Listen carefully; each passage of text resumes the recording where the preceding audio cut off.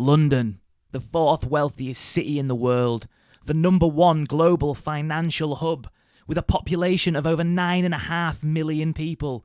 Yet its streets are boarded up and shops lay vacant everywhere. Come along today and find out, why is London disappearing? Welcome back to London and to another episode of the Death of the High Street. Just like the houses and the flats are so expensive down here, the property value for a retail unit is so expensive.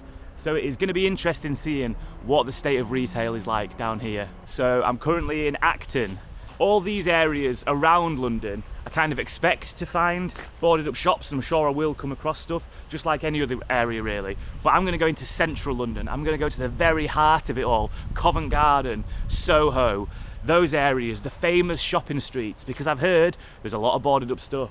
So the brief time that I lived in London, I actually worked in Soho. That was 2015 to 2016. So I'm going to retrace the steps that I used to take to work, because there wasn't any boarded up shops back then. So we'll see what we come across today. What is it, like 8 years later, kind of 7, 8 years later? See what's changed.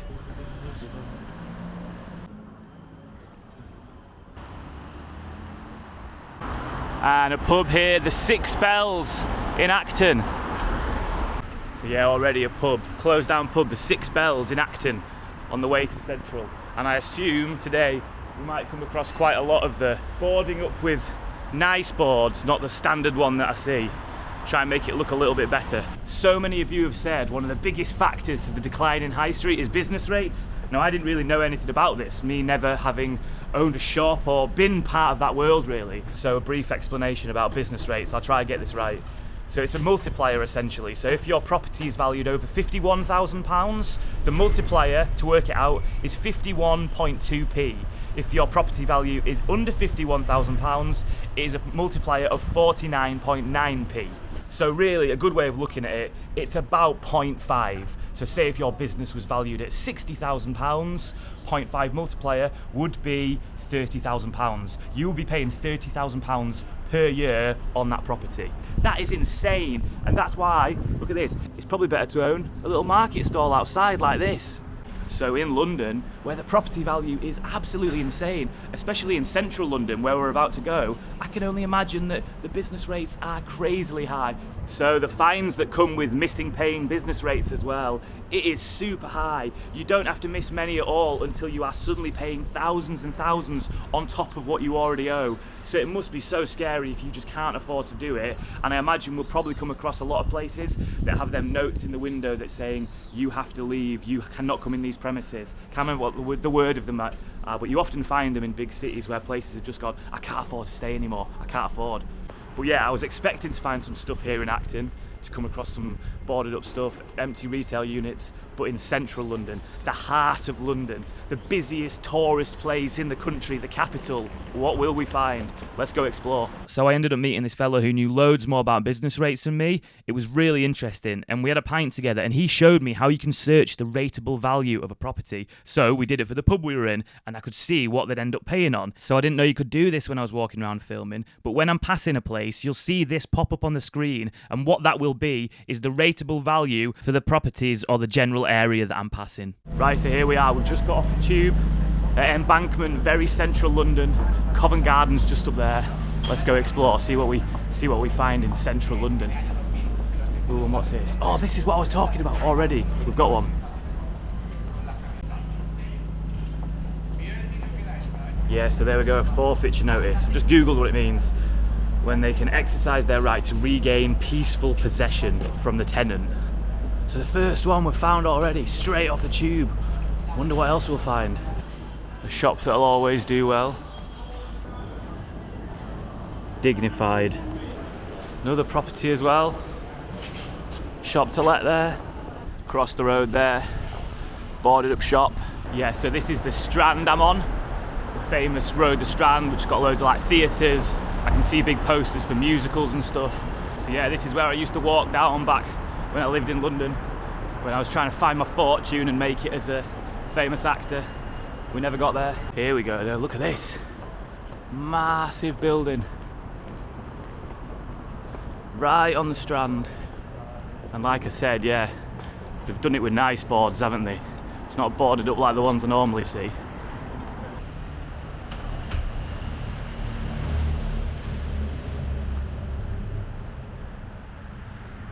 I wonder what that was there. If you know what that big building there on the Strand was that's now boarded up, waiting to be let, you'd think these places, A, wouldn't have to shut down, or B, if they did, they'd get snapped up immediately. But no, it requires boards being put on them.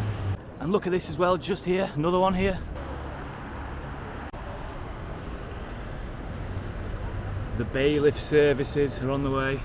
I wonder if that one we've just looked at there was another one that, you know, business rates too high, can't afford them. Here come them extra charges. It's better just to shut down and get off. Bloody hell, another massive one here boarded up. Jesus.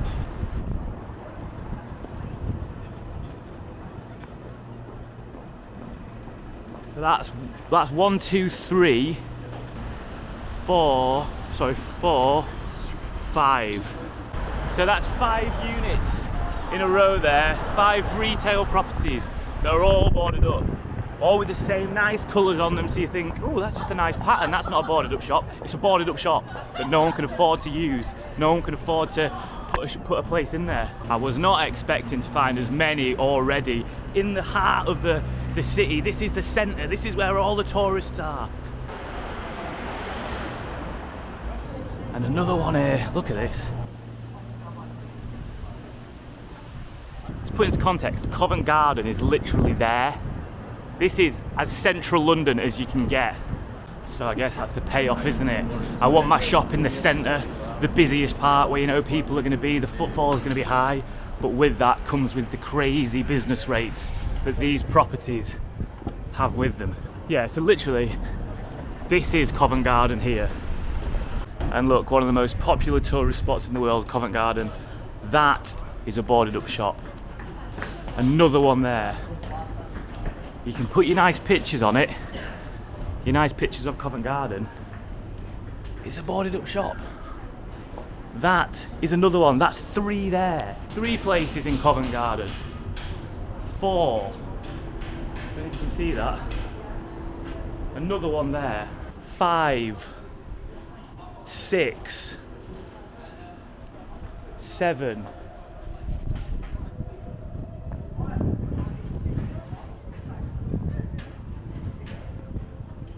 That is insane. Pretty much an entire row of the units for rent on Covent Garden, where cool shops could be, there's nothing there.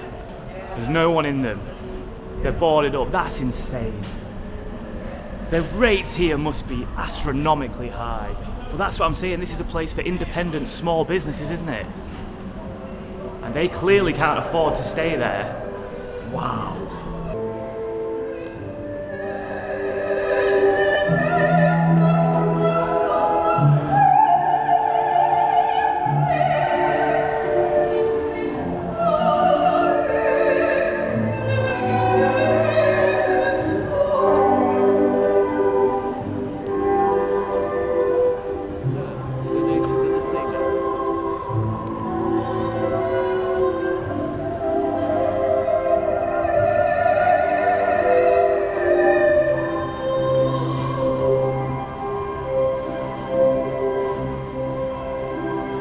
So that was pretty mad in there.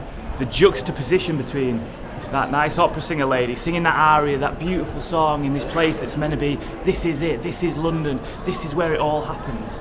And then all around her is just boarded up shops, places that look like this. Crazy. It just feels weird hearing that singing, saying, look, this is the place to be. Except no one can afford to be there. Look at this as well. Covent Garden, there, we've just been in that. Here, more retail units, empty, covered up. 1, 2, 3, 4, 5. Another one there.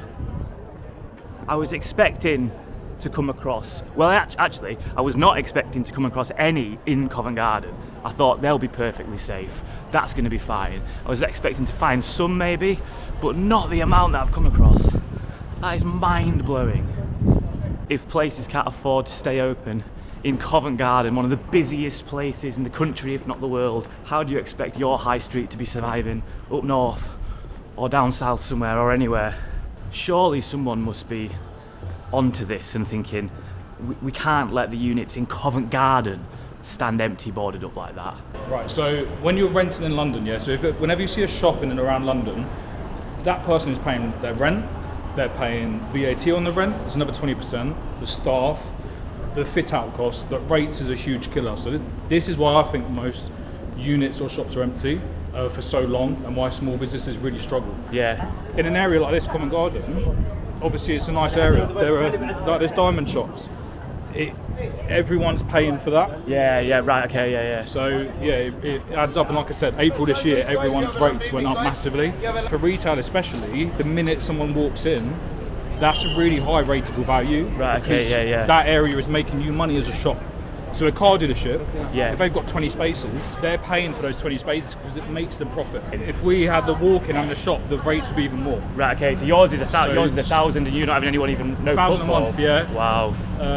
Like just collections. Wow. To get round it, but yeah, if you actually go down the full retail route, you pay even higher. Yeah. So yeah, rates can kill a business. Like £1,000 a month, I could hire someone part-time. Yeah. You can go to a lot of things, and it really cripples people. Yeah. It's the council's way of making money, fair enough, but people forget about it. And when shops go bust in their local village or high street and people get upset about it, you've got to remember they were having to pay it the whole time. Yeah. If you don't use them, you lose them. Yeah. Right, so we're walking from Covent Garden now up to I kind of heading towards Soho way. This is the way I used to walk when I was going to work. By the way, back when I lived in London, that Covent Garden didn't look like that at all. Oh, what's this? Another one here. Tea house, what does it say? To all our customers, it is with deep sadness that we have now closed. This place here, it says, opened, this tea house it's called, opened the doors in 1982.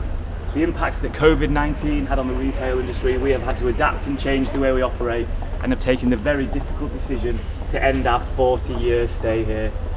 Wow. We invite you to visit our online store where we will stock many of the stuff in crazy 40-year business, and they've just had to go. I'll give them a shout out though, do check out the Tea House online. Yeah, have a look. teahouselimited.com. Another thing to touch on there, like that sign said, is the COVID impact that it had on everyone. That push for everything to go online. And then you're left with businesses like that that have been open for 40 years, just gone, having to leave. I got a good comment from someone the other day, I think it was on my Slough video, but they were talking about I think it was their granddad maybe, and she said oh, back when my granddad was young, he wanted to open, I think it was like a fish and chip shop.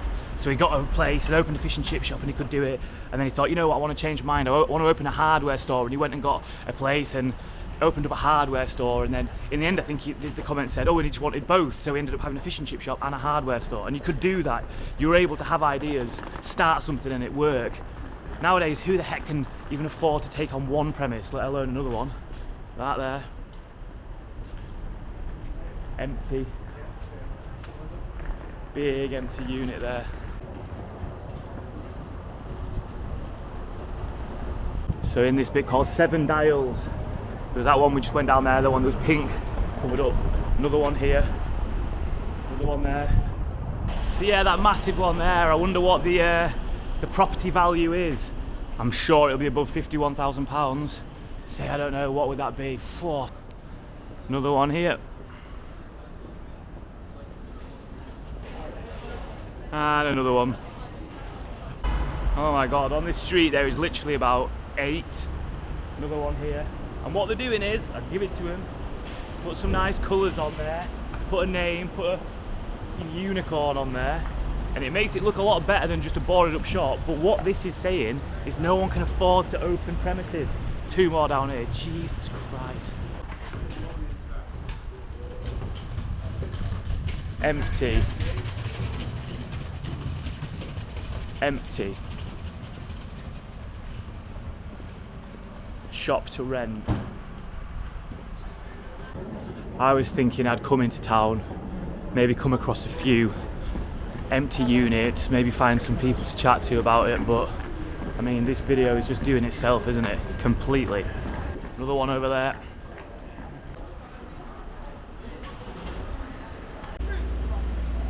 Look at this one.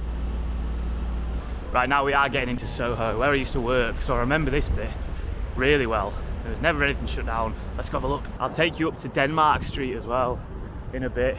The famous Denmark Street where all the musicians used to hang out.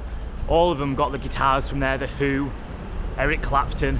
So much music came from that street, and loads of them guitar shops have now gone.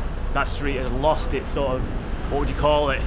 It's energy of that place where it was the spot to be for musicians. All them guitar shops now disappearing. What does that say there? With a very sad heart, we are having to close this store site permanently.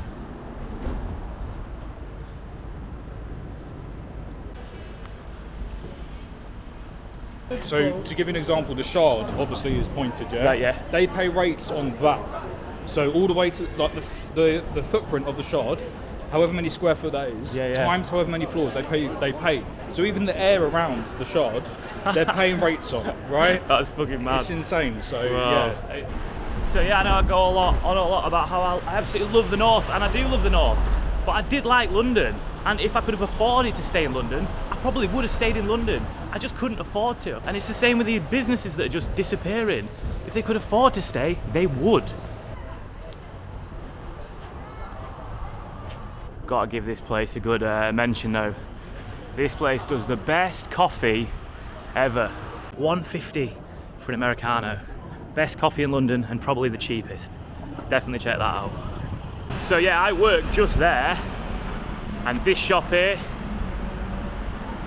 this was never empty. So yeah, the completely changed face of Soho from what it used to be. I wonder if any of you in the comments remember it. Even I went back when I was down here, it was still, there wasn't empty retail units, but it was all modern, it was all commercial, do you know what I mean? Well, back in the day, Soho would have been a totally different place. But it was so interesting. Nothing like it is now. So down on this bit here, you got all these food stalls, food vendors that are open. This must be so much cheaper than just having an actual physical hard store.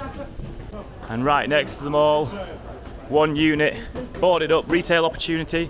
Another one here. You go down 2 shops that are open, and there we go, another one, retail opportunity, boarded up. Another one there as well. So still in Soho and heading up towards Oxford Street, another massive famous place for shopping, and Carnaby Street as well, another real sort of historical place where fashion really came alive. It's what the Kinks, Ray Davies, was talking about when he said dedicated follower of fashion. That was talking about the people who shopped on Carnaby Street.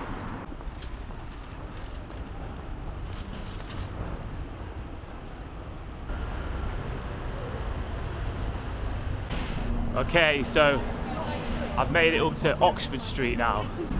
Global gifts couldn't survive.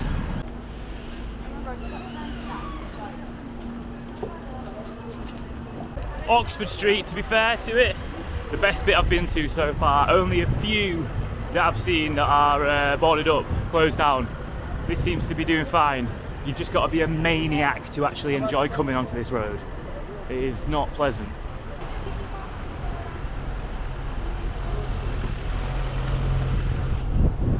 As I was filming that shop then, someone just walked past with a hand up to the camera like that. Like they were a goddamn celebrity. I ain't filming you, I've got no interest in you. I'm looking at boarded up shops.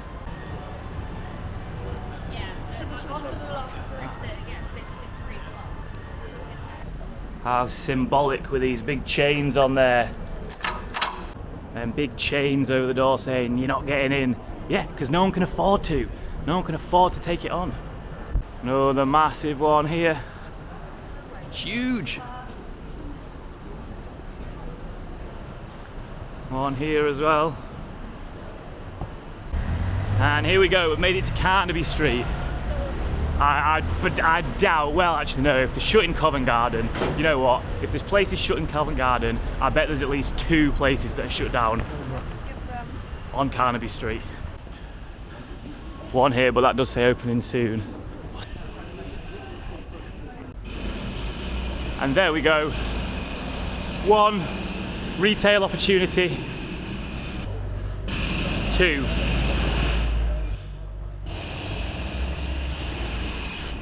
So yeah, straight away we found two that are gone, both restaurant opportunities. I think they were just off a street coming off it, so maybe the main strip's alright. Does look alright, who knows. 3, a big one here, and they've put on that one that it's good to be in the Carnaby universe. There's another one there, but that says someone's coming, so that's good. Yeah, so 3 so far boarded up on here, 2 that are boarded up, but they've got stuff coming. Well, it is unexpected in London because I just assumed it wouldn't be this bad. I wouldn't be finding empty units everywhere.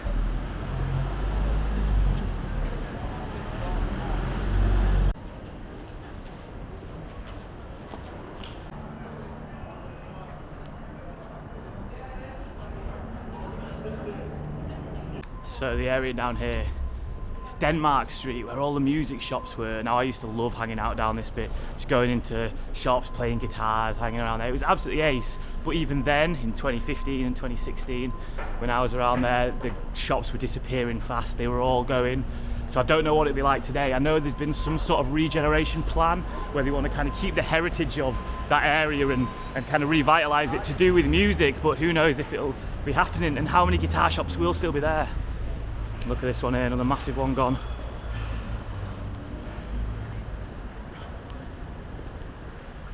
And this is it. Denmark Street, it looks like a building site, jeez. So that one over there, that's closed down there. Yeah, that one that I've just pointed at, that was the guitar shop I used to go in. Music room here, that looks like it's closed down. Mad. Oh, we've got one open there, that's good. Guitar shop, music store still open. Over there, that was another one. That's gone. Rose Morris, still open, good. Open one, that's good.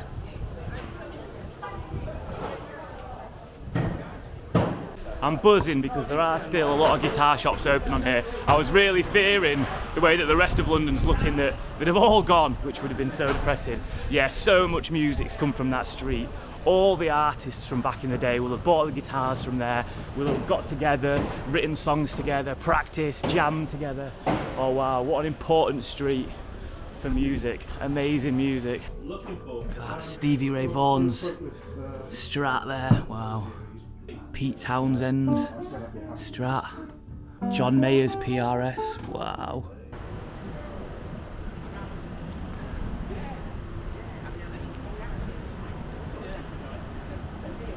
All empty on here.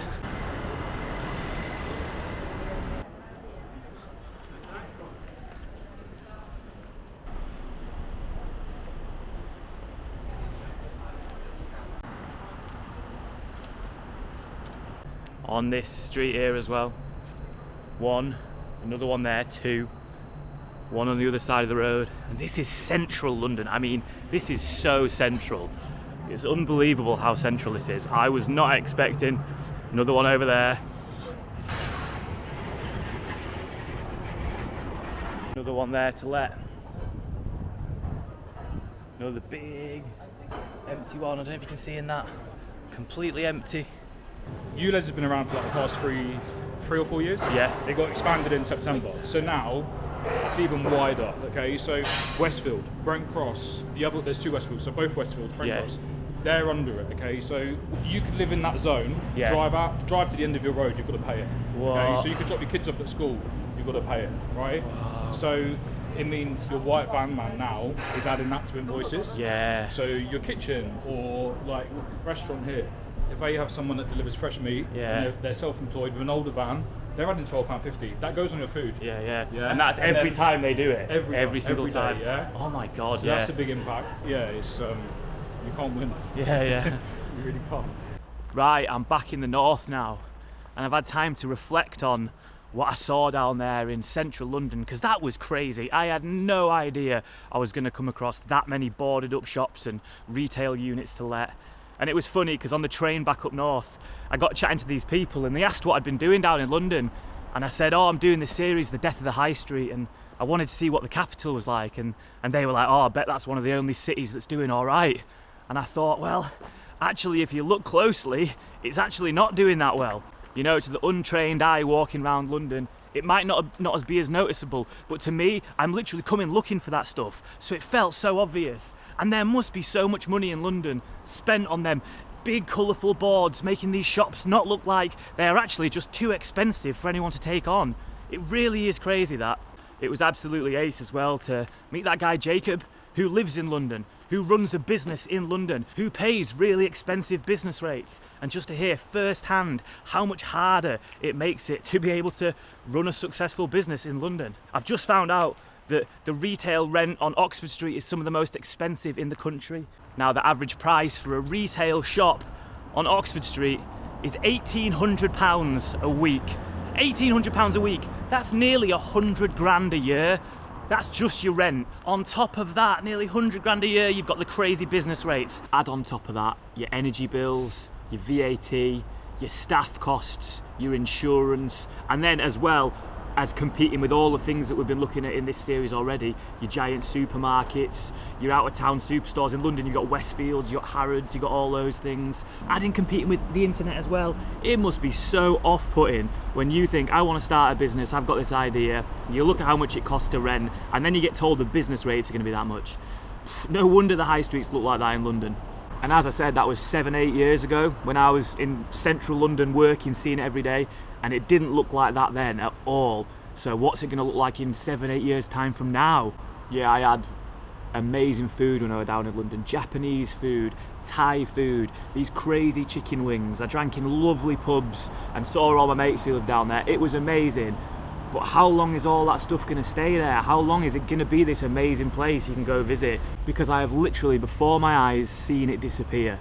And I'm completely shocked. And I think out of all the videos I've made of places I've walked around, that has been the most shocking. No wonder the levelling up funds aren't working up north when they can't even sort out what's on their own doorstep. They can't figure that out. I can't figure it out. It's absolutely bonkers. How can you let the capital city sit like that? How can you let Covent Garden sit like that? Make it available to people. Give them the chance to do something. Otherwise, no one's going to want to come visit this place. You'll walk into Covent Garden, you'll see an opera singer singing an aria, and you'll think there's fuck all else to do. Anyway, nice one for watching. I appreciate it. I'll link in Jacob, the guy who showed me around, his business below, some of the stuff he does. Check that out.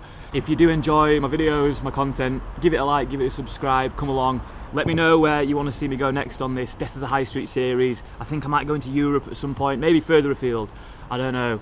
But yeah, I can't believe that. Who would have thought central London, the capital, looking like that? That is mad.